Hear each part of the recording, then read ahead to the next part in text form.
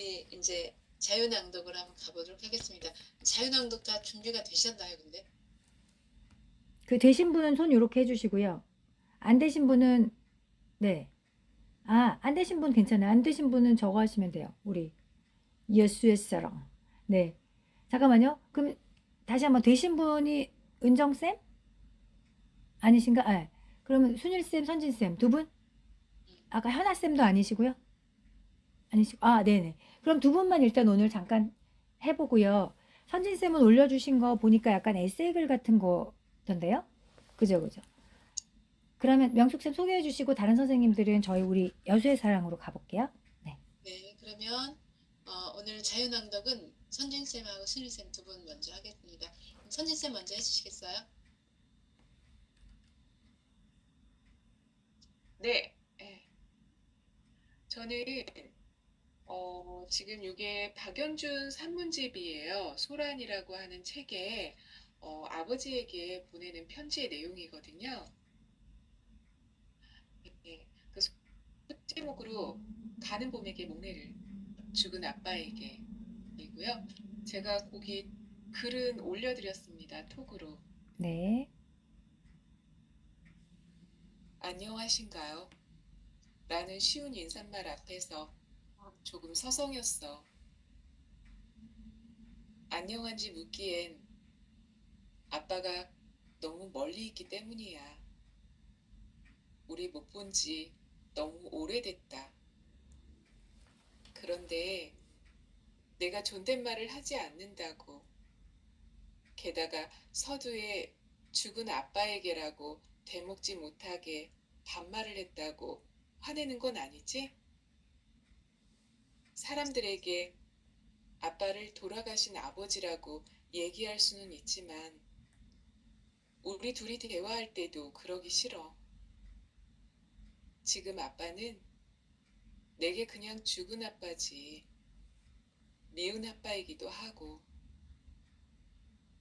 아빠는 평생 내 속을 썩이는 친구. 그러나 사랑할 수밖에 없는 친구 같았지. 우리는 그랬어. 그치? 나는 잘 지내고 있어. 위에서 내려다본 마을의 작은 지붕들처럼. 근사하지? 내가 이곳에서 얼마나 따뜻하게 잘 사는지 알면 질투날 텐데. 내 지붕 아래로 가끔 칠이 벗겨진 기차가 지나다니고 세숫대야에 쏙 들어가는 작은 바다도 넘실대고 이름 모를 나무들이 조용히 늙어가기도 해. 물론 옛날 음악이 흐르는 주크박스와 한소쿠리 귤, 숨겨둔 꿀단지도 있어. 난 요새 부자야. 이렇게 살고 있다고. 물론 생각이 날 때가 있지. 아주 가끔. 걸어도 걸어도란 일본 영화를 보고 난 직후라든가 피곤한 일을 처리하고 돌아와 힘없이 단추를 풀 때, 혹은 치약을 짜다가 벼랑간 청국장을 끓이다가 문득 마치 먼 옛날 애인처럼 떠오르지. 내게 그런 애인이 정말 있었나 싶은. 여기까지 쓰다가 여러 번 멈췄어. 생각을 하지 않고 지냈는데 갑자기 당신 생각이 한꺼번에 밀려드니 힘드네. 있잖아. 장롱에 아슬아슬 쌓아놓은 이불들이 기어코 한꺼번에 쏟아지는 것처럼 아빠가 쏟아지네. 감당이 안 되는데 아프진 않아. 이불은 그렇잖아. 무거워도 질식하게 두진 않고 따뜻하고 숨겨주잖아. 아빠가 살아있을 때는 생각하는 것 자체가 아픈 적 많았는데 지금은 안 그래. 그냥 아련하고 따뜻해. 다행이지? 충분히 사랑했잖아요. 우리. 여기까지요. 네네네. 좋습니다. 눈물이 핑 도네요. 그 뒤에 맨 마지막 아련하고 따뜻해. 따뜻해. 네, 그렇게 해주시는 게 좋겠고요. 네. 네. 좋습니다. 그 올려주신 거 일단은 그렇게 받아서 또 보여드려 봤고요. 자, 그러면 명수쌤. 네. 네. 이제 순일쌤 부탁드릴게요.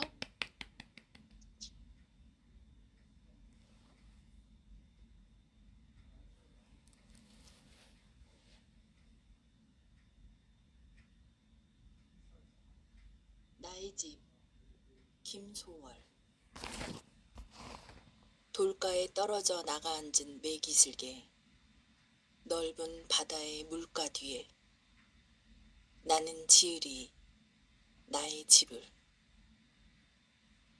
다시금 큰 길을 앞에다 두고 길로 지나가는 그 사람들은 제가끔 떨어져서 혼자 가는 길. 하이한 여울턱에 날은 저물 때 나는 문간에 서서 기다리리.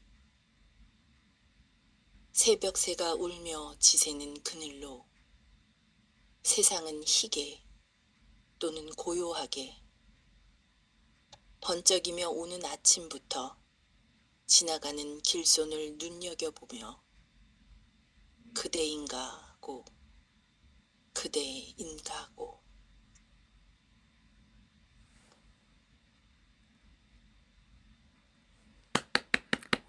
좋아요. 선생님, 그 마지막에 지나가는 길손을 눈여겨보며 그대인가, 그대인가고, 그대인가고, 그대인가. 이거 어렵네요, 그죠? 여기만 한번 다시 해볼까요? 그 지나가는 길손을. 지나가는 길손을 눈여겨보며 그대인가고 그대인가고. 네. 그렇게도 한번 해주시고, 그냥 그런 느낌은 주시되, 그대인가고. 그렇게 그냥 그대로 붙여서 그대인가고. 그렇게도 한 번만 해주세요. 자, 마지막으로 지나가는요. 지나가는 길손을 눈여겨보며 그대인가고 그대인가고. 네. 아무래도 이게 또 자연스럽긴 하네요. 네. 좋습니다. 네. 이렇게 또, 네. 이렇게 또 가슴을 또 촉촉하게 하는, 좋네요. 자, 그러면 명숙쌤도 혹시 자유낭독 있으신가요? 아니, 아직. 아, 네네. 좋으세요. 네, 제가 지난번에 말씀 안 드린 것 같아요. 그래서 지금 오늘 이렇게, 네, 두 분 잘 해주셨고요. 그러면 여수의 사랑. 네, 같이 해보고. 그때 우리 그 27쪽 맞아요? 26페이지요. 26쪽? 네, 손바닥이 손톱과 파이도록 두 주먹을 거기까지 네네. 했습니다. 거기까지 하고 자은과 나의 생활 곡이네요. 거기도 네, 체크가 돼 있고 여기도 좋습니다. 네. 자, 그러면 어떤 선생님부터 해볼까요?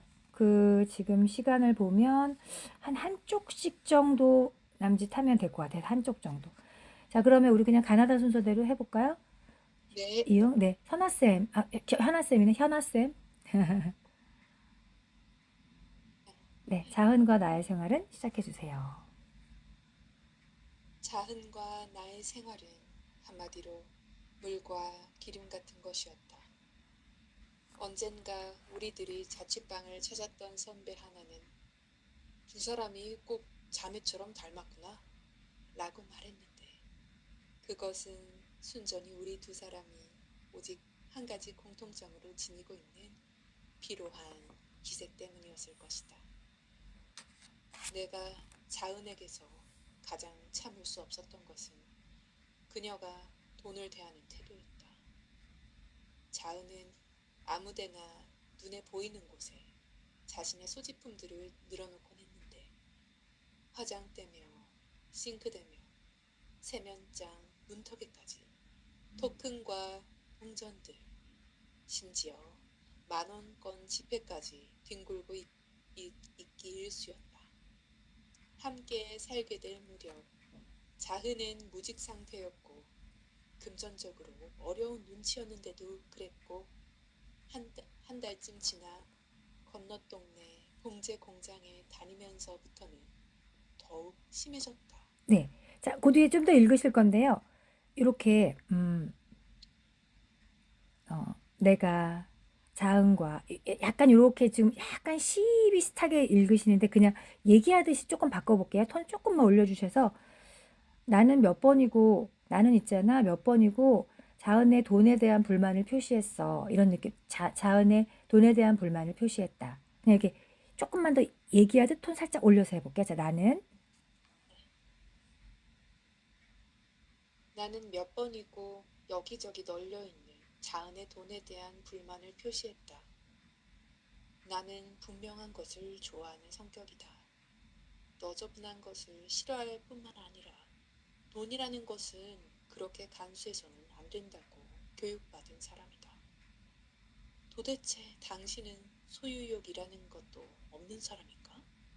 하고 당부하고 애원하고 따지다시피 했지만 그때마다 자은은 미소를 지으며 고개를 연신 끄덕이기만 했을 뿐 조금도 달라지는 기색이 없었다. 네네. 이 느낌 되게 좋아요. 그래서 이런 느낌으로 이렇게 계속 조금 이렇게 나지막한데 얘기하듯이 이렇게 가시면 좋습니다. 지금 되게 좋으셔요. 자, 선아쌤. 그뿐만이 아니었다. 그뿐만이 아니었다. 작고 마른 몸집인 자은은 그에 어울리지 않게 행동거지에 조심성이라고는 조금도 없어서 모르는 사람이 보면 화가 난 것이 아닌가 싶을 만큼 문을 쾅쾅 소리가 나게 닫고 다녔다. 처음 그녀가 밥을 푼 뒤 부서뜨리듯한 소리를 내며 변기밥솥 뚜껑을 닫는 것을 보았을 때는 어쩌면 자기 물건이 아니라고 저렇게 함부로 다루는가 하는 생각마저 들 정도였다.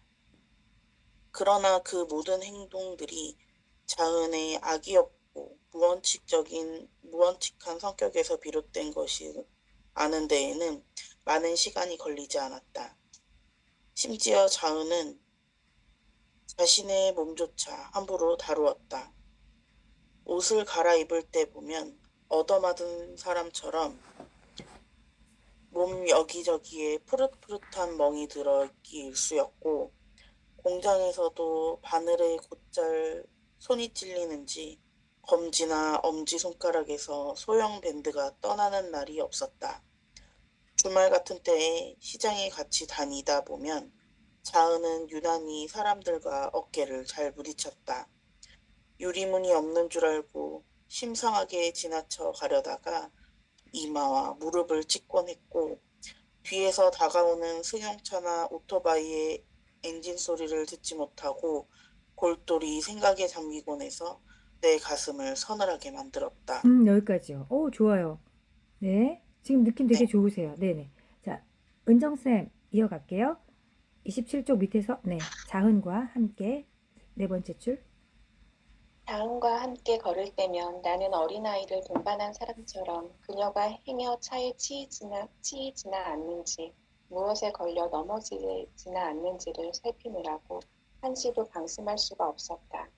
그러나 막상 당사자인 자은은 마치 알지 못하는 무슨 거대한 뒷힘의 보호라도 받고 있는 양 태평하고도 무심하게 거리를 활보하곤 했다.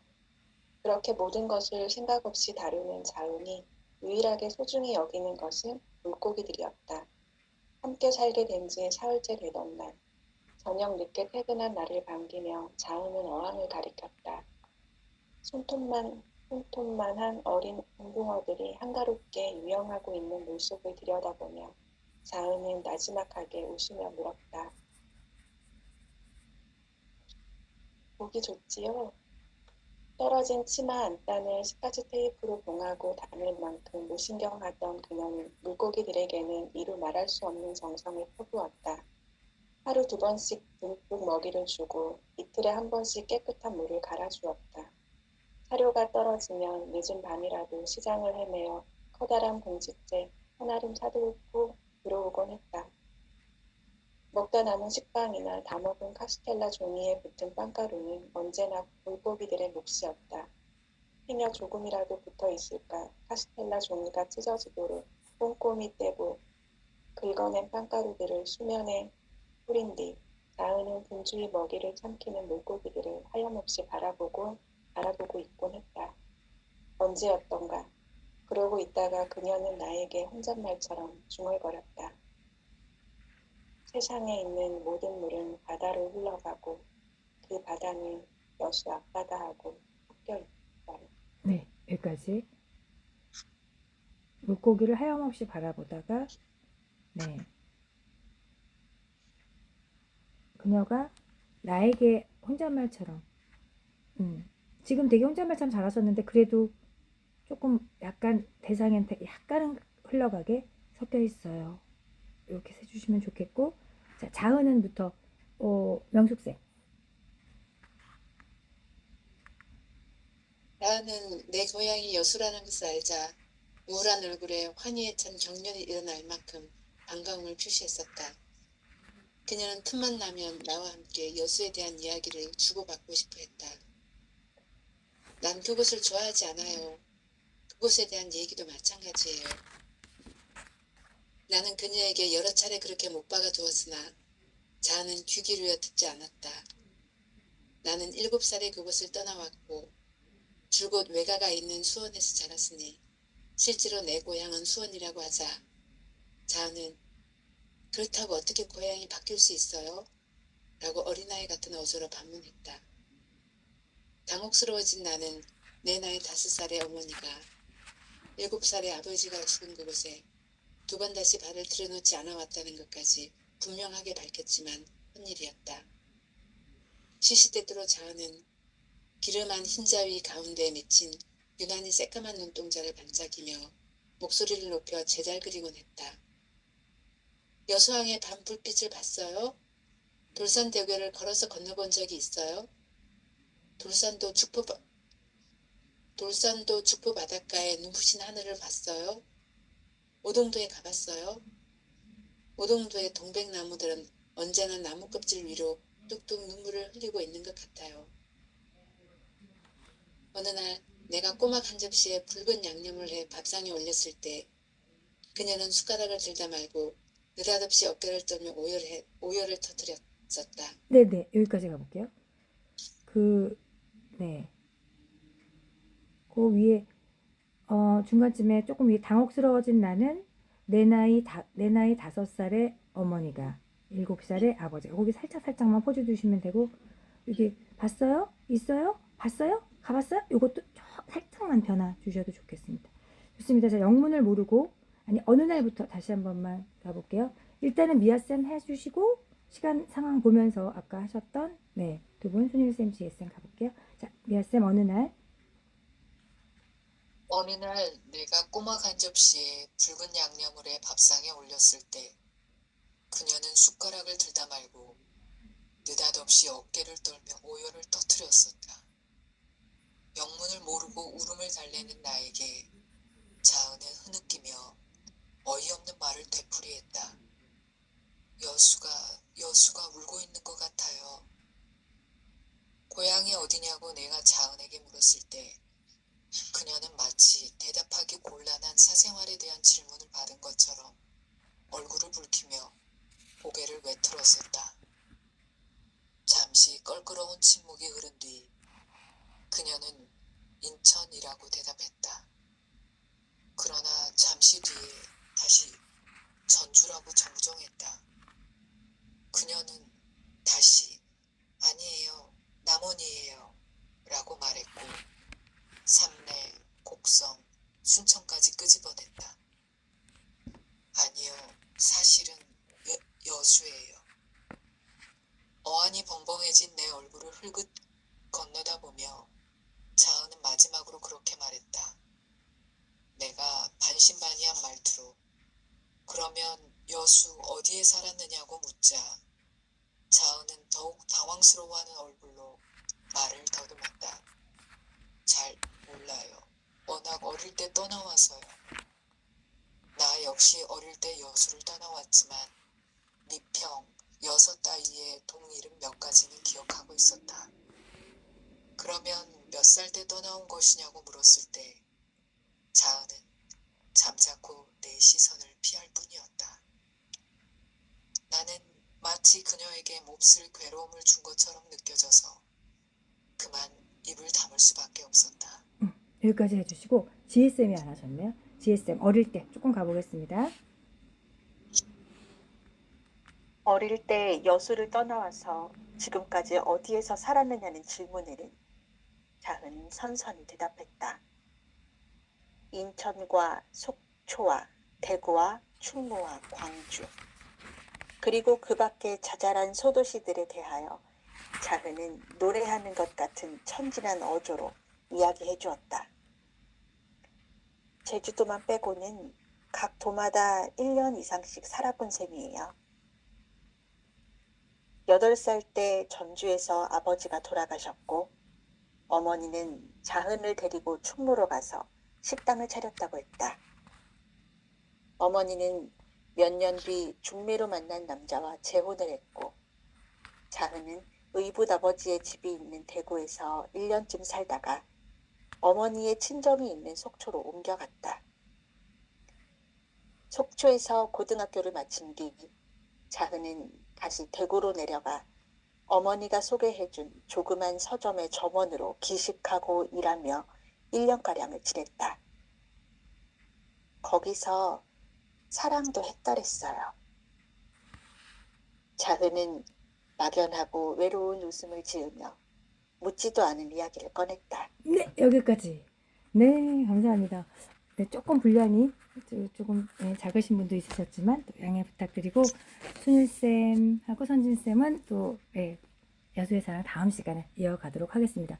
그런데 다음 시간에 저희가 자유낭독하고 한국단편을 조금 더 이렇게 뭐라 그럴까요?